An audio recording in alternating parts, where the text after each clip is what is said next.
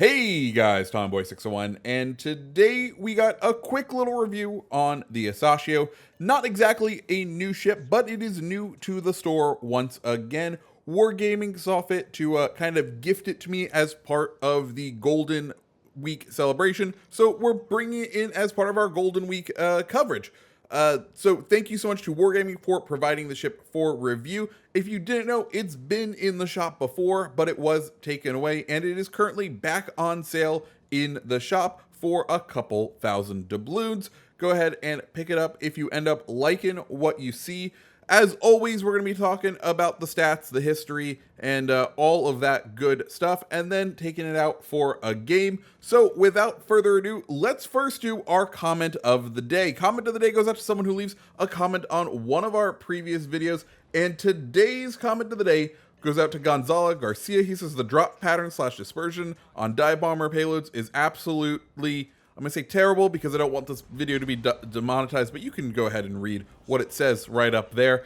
And like, I understand that, like, yes, but I feel like that's by design, right? Like, we know what it's doing, and it's designed in a way so that if you go ahead and drop them on a battleship, you have a better chance than, say, a destroyer. And if you hold and you line up that shot more longer, you get a more effective drop pattern. So I think they're absolutely working as intended. It's just not currently optimal, or it does take a little getting used to, but I currently like right where they are. Anyways, Asashio, she is a Japanese tier 6 destroyer that you can really think of as the prototype to all of the tier 6 and tier 7 destroyers. And let me tell you, she kind of acts and plays like the prototype that she is. She's a little rough. Anyway, let's go ahead and dive on into those stats. Hit points 15,100 with between 13 and 20 millimeters of armor. I'm not going to go ahead and show the armor view. There isn't a citadel. It is what it is on this ship. It's a destroyer. You know very well what that looks like. No torpedo reduction on the ship. It does have 3 two-barreled guns that are 127 millimeters with a firing range of 10.4 kilometers. Reload time slowest at the tier at 8 seconds, giving you a measly shells per minute of 45, the lowest number per minute, and a 180 time of, once again, the worst at the tier of 30 seconds. HE damage is okay, 1800 damage with a 7% chance of fire, and which gives you a 35.3% chance to set fire per salvo, which is really good. You're going to be setting a lot of fires with this when you go ahead and try to use those guns, but of course you're always going to be wanting to use them from while in your smoke or in concealment. AP damage 2200, which gives you a damage per minute of 99,000. Secondaries, no secondaries to on this ship at all. Torpedoes, 2 4-barreled launchers with a reload time of 101. Damage on them, pretty decent. Third best at the tier at 17,233. Detectability, you can see them from quite a while out at 1.6 kilometers. Torp speed, 62 knots with a range of 10 kilometers. Some of the longest reaching torps at the tier. This is both a good and a bad thing, just because the long range can end up getting you in trouble quite often. We'll talk about that in the gameplay. Max speed of the ship, 35 knots with a turning radius of 640 meters. Rudder shift time, 3.6 seconds. And then let's go ahead and go through the concealment stats. She does have the best concealment at the tier, matching the Yukikaze, 6.3 by sea, 3.3 by air, and 2.3 while in smoke. And those are all of the stats of the ship. Next, let's go ahead and talk about recommended commander builds. Now, personally, if you were one of the people who ended up picking up some of the commanders from the most recent April Fool's Day event, I like Space Fishy just because his base stat is going to go ahead and increase the speed of those torpedoes. If you don't have Space Fishy, Tanaka does everything the same. You're just going to be trading out those couple of knots of additional speed for additional damage on the torps. The way I have it set up, first off, double inspiration of a double concealment build of Jersey Swirsky and Eric Bay. Then we have the base trait, which for Fishy once again increases that speed on those torpedoes. Subsurface Venture, it's going to reduce the torpedo launcher's reload time and increase the torpedo travel speed. It also increases the destroyer's main battery reload time, so you're kind of nerfing your own main battery there. Then Fragile Threat, which is going to increase that or decrease your detectability once again at the cost of less health. Then I have Back in Stock, which is just going to help with that torpedo reload time.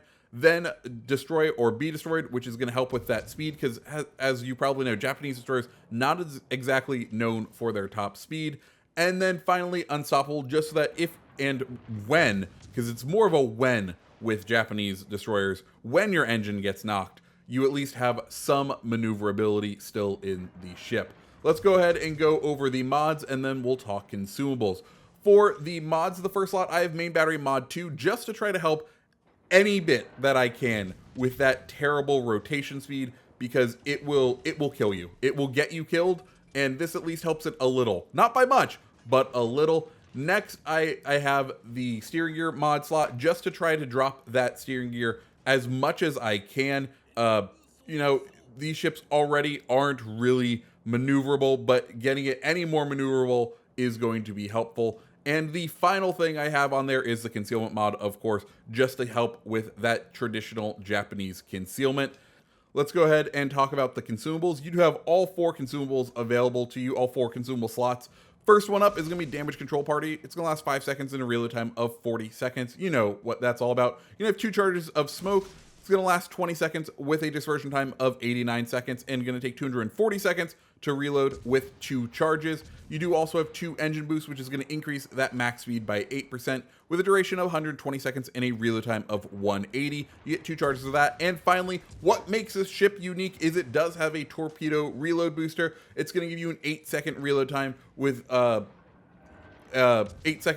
it's going to give you a one-time use of an 8-second reload time. Unfortunately, there isn't really a destroyer commander that has fully packed, so you can't get really 2 charges of it. So it's only going to be that one-time quick reload if you need to use it in an emergency, or if you just want to lay a path of destruction with your torpedoes. So that is our build for the Asashio. Highlights of what we ended up doing to the stats with that build. Hit points down to 14,340. Main battery reload time up to 9.1 seconds, but we have reduced the 180 time on them to 26.1 seconds. Torp, we've reduced the reload time on them to 84.8 seconds and increased the top speed to 68 knots. Overall speed, we've also increased on the ship to 37.5 knots, and we've reduced the rudder shift time to 2.9 seconds. Finally, the highlight, of course, is going to be concealment. By sea, we're looking at 4.6 kilometers, by air 2.7, and in the smoke at 2. And that is our build for the Asashio. Let's now go ahead and take a look at a game in the Asashio.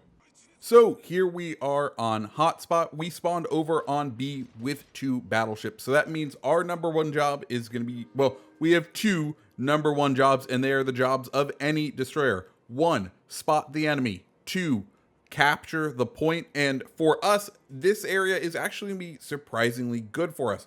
We have a lot of island cover to go ahead and maneuver in, and surprisingly, the Asashio torps are fairly decent at close range, if only because of how inaccurate they are at long range. Once we go ahead and use the torpedoes for the first time, you'll see the ridiculous spread that they have, and one that you're just like, I don't think 10-kilometer torps should be this spread out. They aren't that effective. So it definitely feels like a lot of the time, the Asashio, it's like, oh yeah, you can definitely go for those 10-kilometer torps, but you never want to, just because 1, generally people will move by 10 kilometers, and 2, when you do use the kilometers or when you do use the torps at 10k, the spread on them is just simply ridiculous, and basically you can sail battleships right through the spread on these torps, and that doesn't help anyone. Anyway,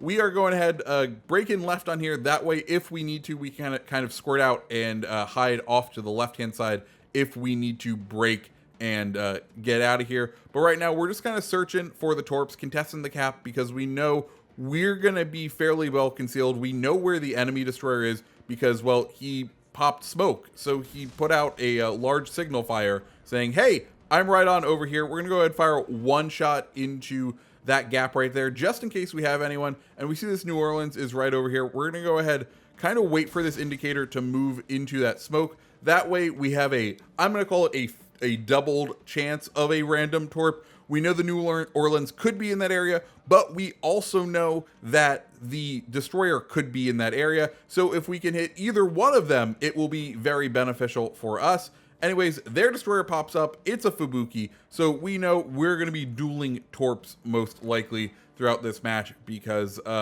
both of us are not exactly gunboats. And that's the other problem with Asashio. I don't know if you can see just how long this turret traverse is.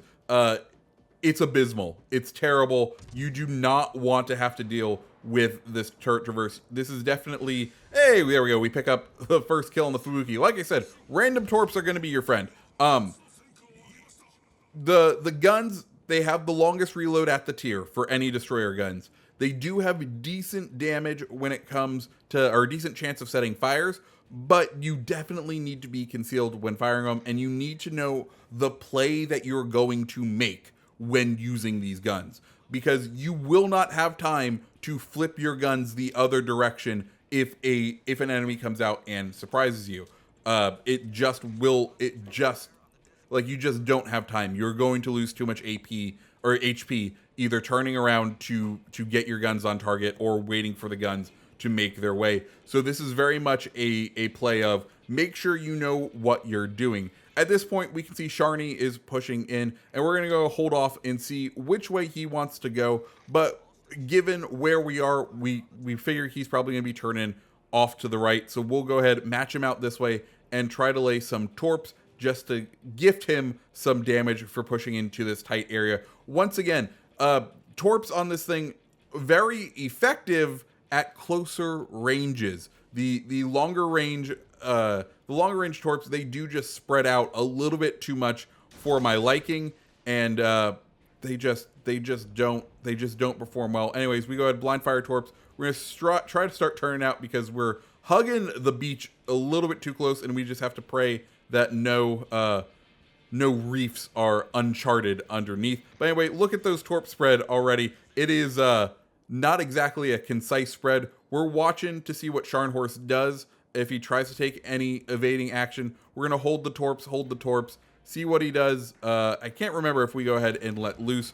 We end up letting loose right here, and we do see an enemy destroyer is over on this side. So we need to be ready to start fighting that, and we need to start getting out of here, because once we're spotted, it is not good for us. Akatsuki is now going to be who we have to fight, and we're just going to start to turn out, because when you're in these Japanese destroyers, they do have two guns on the back, so if you can go ahead and decrease your profile to them, decrease your profile to whatever ship is chasing you, you're going to have a better chance of at least being able to dodge a few and get some dispersion in. So that's just what we do. We put our back to them. We do have the majority of our firepower still available to us, right? We have those two turrets on the back, which means we're not really being penalized for running away. And in fact, the torp angles on this ship also sort of help us with that, as they aren't too bad off the rear as well. So you can go ahead and accomplish a lot by running away, which is probably what you're going to be doing a lot, because remember,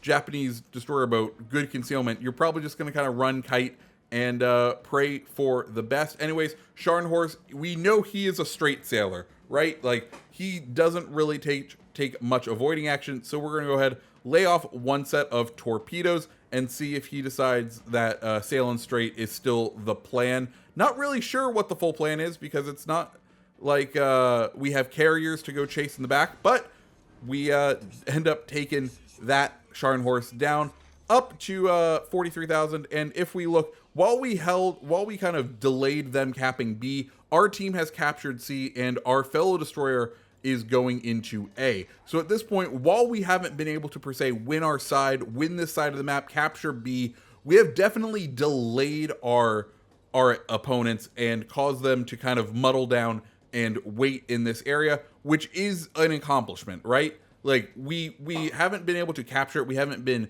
too effective, but we have been able to muddle them down. We've taken out two of their ships. We now see New Orleans is coming, and Akatsuki took some hits. Last time he had a lot more health, but now he doesn't have much. We're going to go ahead and finish him off. We're going to try to turn and get our guns so that they can fire. Once again, needing to do this turn because it gets real rough. He fired his torpedoes a little early, and because we picked him up, we were able to take some avoiding action on him. Gonna go ahead and pop the smoke to disengage, just trying to get out of the view of the New Orleans so we can regroup. We'll take the tactical beaching to come to a full stop and get ourselves turned around. As always, God bless islands. Sometimes, sometimes they're your best friend, and sometimes they are true navigation obstacles. But in this case, New Orleans pops up again, and we're just going to go ahead and start trying to torp him. He's most likely going to be able to avoid us. He's out at 8.8 kilometers, 9 kilometers. Like, we're pushing the max range of our torps. So we're going to go ahead and just fire the torp, see if he goes ahead and chases us. But if he wants to run out down towards that side of the map, we're going to go ahead and let him. We don't have an advantage while taking on a New Orleans per se. So we're not going to try to chase him and engage him. It's just not going to work out in our favor. We are a slow ship. We're going to be disengaging from the battle for a long time if we decide to go after this New Orleans. So we're just going to go ahead and sail into B. We see that there's another battleship in there. We still have our torpedo reload booster, and we have a decent amount of health. So if worse comes to worse, we can go ahead and engage this battleship if he decides to stay in B. And as we can see, we've captured A, so we now have all 3 points, and we are getting close to the end of the match. But, we're still going to try to press the advantage, take the win. We are up a significant number of ships, and it's really looking like this is going to be an easy W for us in the Asashio. Anyways, we see that Lyon is there now, and we're just going to go ahead and sail as quick as we can, right? Like, there's nothing else we can do. New Orleans is kind of catching on that, like, oh, the play is to protect the base, not to sail away from the base. So we have one torpedo launcher ready. We're going to go ahead, fire that off. Second one gets reload just as we swing on behind that island and miss out on the opportunity to fire it. But Lyon is now in our crosshairs, and we just need to get into a position that can let us make this torpedo run. New Orleans not turning in quite yet, so we don't need to worry about him yet, but we do see he is about to turn in. That set of torpedoes misses, and we have a feeling he's going to be coming through the gap, so we'll preemptively fire this set of torpedoes into the gap, and we forget that there's once again another navigation obstacle in our way, but we'll go ahead and keep sailing. Also, can we just talk about the scale? I don't think this ship is as big as a fucking airport. Anyways, like, look at the scale. I don't think that is to scale to this. I definitely don't think it is, because look how big those hangars are. Anyways, we get hit on the New Orleans, and that's just in time for us to pretty much wrap this game. We're behind the island, so we're going to go ahead and take a couple of pot shots at him. We do have a fairly low brow on the ship, so we can get away sometimes with firing over things you wouldn't expect. Anyways, do decent that match, and that is a match in the Asashio. What did you guys think? Let me know down in the comments below. If you like this video, go hit the like button, hit the subscribe button, and I hope you have a great rest of your day. See ya.